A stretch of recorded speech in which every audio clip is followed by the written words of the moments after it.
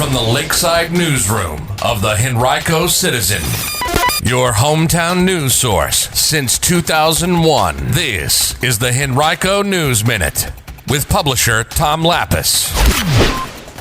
A new location to go for COVID-19 testing, and Henrico Police seeking help solving a weekend murder. We'll have details in today's Henrico News Minute. It's Monday, January 10th, 2022. And now for the news. Well, we now know exactly when the Richmond Raceway complex will be open for COVID-19 testing. Last week, Governor Ralph Northam announced the Raceway would be one of 9 new community testing centers statewide, established with a $5 million allocation. This week, the site will be open through Thursday from 9 a.m. to 6 p.m. daily. After that, it'll operate during the same time frames, but on Saturdays through Tuesdays only.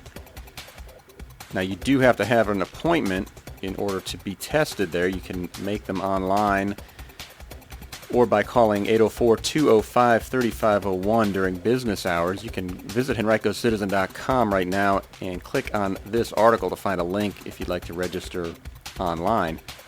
In addition, the Richmond and Henrico health districts have planned 4 other testing events this week, 2 in Henrico, one today at Deep Run Recreation Center that also requires an appointment, and another on Wednesday from 9 a.m. to 1 p.m. at the Eastern Henrico Recreation Center on North Laburnum Avenue. That is a walk-up event, no registration required.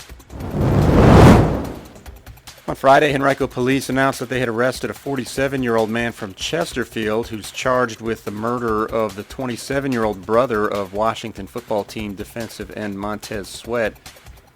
The suspect, Sean Bloomfield, is in the custody of Henrico Sheriff's officials, being held without bail. He's facing a second-degree murder charge and the use of a firearm in the commission of a felony charge in connection with the December 28th shooting death of Anthony Sweat of Georgia that took place in the Worcester Village apartment complex.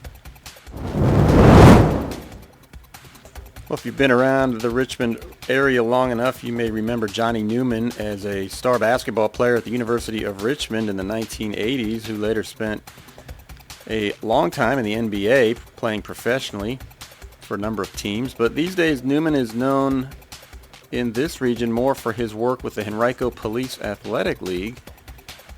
That's an organization for which he's served as board president since it was born in 2007.